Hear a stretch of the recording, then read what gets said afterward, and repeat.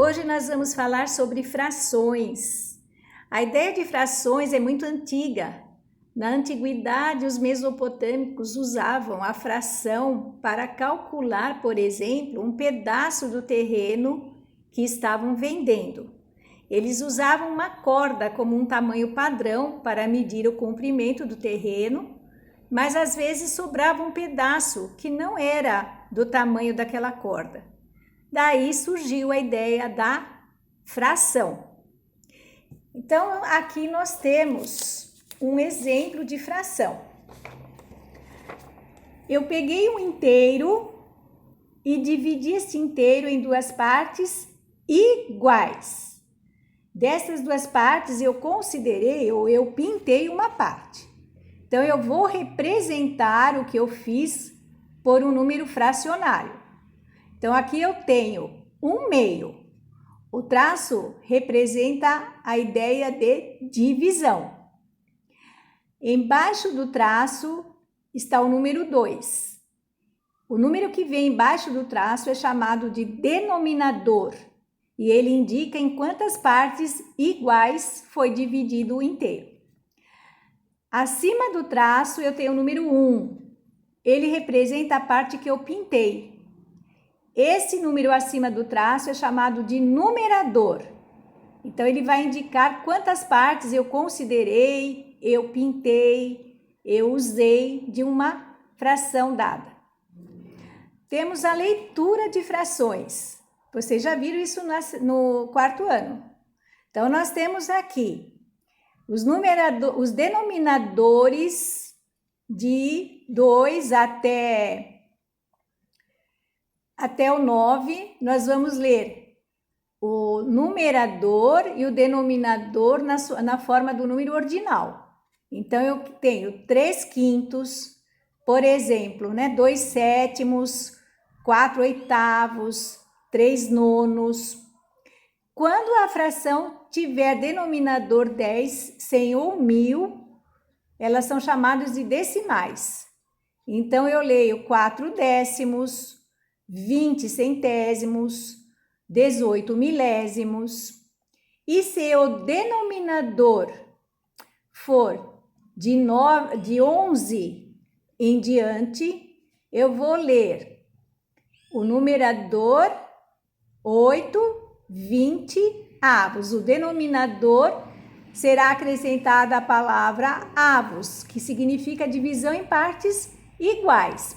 Preste atenção, não tem acento e é escrito com S. Então, 8/20 avos, 19/30 avos, 14/23 avos e assim por diante. Nós temos aqui na nossa página, vocês vão fazer esses exercícios das páginas que estarão lá no roteiro, e nós temos na página 236 a fração de uma quantidade. Então, aqui nós temos um vidro onde há 9 bolinhas, certo? Então, vocês prestem atenção aí quando forem ler, vocês vão observar que dessas 9 bolinhas, 3 são vermelhas. Então, eu digo, representando em forma de fração, que 3/9 das bolinhas do vidro são vermelhas. Eu digo que 2/9 são azuis e 4/9 são verdes. Outro exemplo, na nossa classe nós temos 6 alunos. 2 alunos são meninos. Então, eu vou dizer que 2/6 dos alunos do 5º B são meninos. A fração que representa os meninos é 2/6. Os dias de semana que começam com a letra D, só tem domingo. Então, dias da semana que comecem com a letra D, eu represento pela fração 1/7. Combinado? Seguindo adiante no nosso livro, nós temos a comparação da fração com os números inteiros. Então, nós temos assim, simplificando aqui para vocês no vídeo. Frações com denominadores maiores que os numeradores. São as chamadas frações próprias. Por exemplo, 2/5, 3/15, 9/12. Frações impróprias. Os denominadores são menores do que o numerador. Então, 7/2, 5/3, 12/5. Para eu dividir eu divido um inteiro em 2 pedaços. Para eu pegar 7, eu vou precisar de outro inteiro até conseguir 7 partes, certo? Então, essas frações são chamadas de imprópria. Eu terei mais do que um inteiro para poder representá-las. As frações aparentes, o nome já fala. Elas têm aparência de fração, mas representam números inteiros. Então, o numerador é múltiplo do denominador.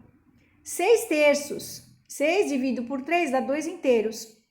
2/2. 2 dividido por 2 dá 1 inteiro. 4/2. 4 dividido por 2 eu tenho 2 inteiros. 12/3. Eu terei 4 figuras divididas em 3 partes para conseguir 12. Sei? Então, isso é aparente. Tem aparência de fração, mas representa quantidades inteiras. Número misto, ele vem representado por um inteiro e uma fração juntos. Preste atenção, inteiro não fica em cima do traço. Então, eu leio 2 inteiros e 1/4, 1 inteiro e 2/3. Nós vamos ter um capítulo próximo falando dos números mistos. Seguindo em frente, vocês vão ver no nosso livro as frações equivalentes. Frações equivalentes são frações escritas com números diferentes, mas que representam a mesma quantidade. Então, no nosso final lá do nosso livro, você vai encontrar uma tabela de equivalência de frações. Então, eu vou aproximar aqui para vocês verem. 1/2. 1/2, se eu colocar aqui uma régua sobre este 1/2, certo? Eu vou perceber que 1/2 é igual a 2/4, tá? Eu vou perceber que 1/3, aqui está 1/3, certo? 1/3 vai ser equivalente a... Não dá para ver aqui ainda, deixa eu dobrar um pouco mais. 1/3 aqui. 1/3 é equivalente a 2/6. E usando então a régua como recurso, você poderá encontrar várias frações equivalentes aqui nesta tabela colorida. Esta mesma tabela colorida, vocês vão encontrar na página, parecida com esta, na página 244. Página 244, você vai ter aqui, por exemplo, né? Certo?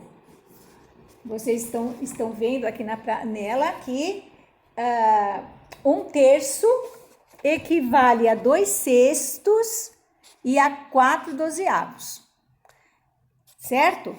Mas você não vai poder sair com a tabela para achar a fração equivalente em todo lugar onde você for. Então, existem umas formas práticas de achar frações equivalentes, certo? É aquilo que a gente vai ver, aqueles no nosso livro vão chamar de formar classes de equivalências. Então, para achar uma fração equivalente a 2/4, por exemplo, eu vou multiplicar numerador e denominador por o mesmo número. Eu vou multiplicar por 2, começando pelo 2. Então, 2 vezes 2, 4. 4 vezes 2, 8. Agora, eu vou multiplicar o 2/4 por 3. 2 vezes 3, 6. 4 vezes 3, 12.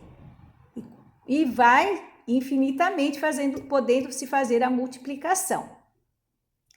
Certo?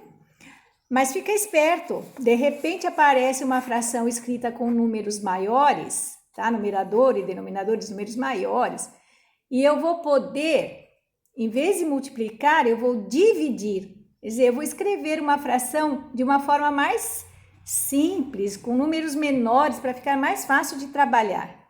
Então, eu vou lembrar lá agora dos critérios de divisibilidade, certo? 14 e 28 são pares, então eu começo dividindo pelo 2.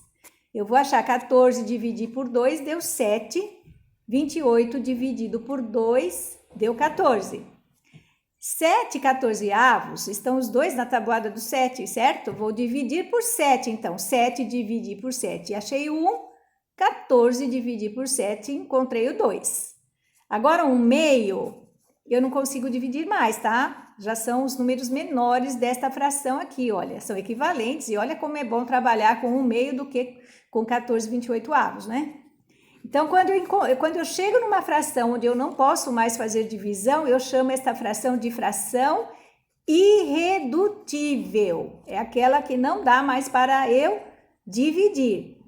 O que eu estou fazendo quando eu divido e encontro a fração irredutível?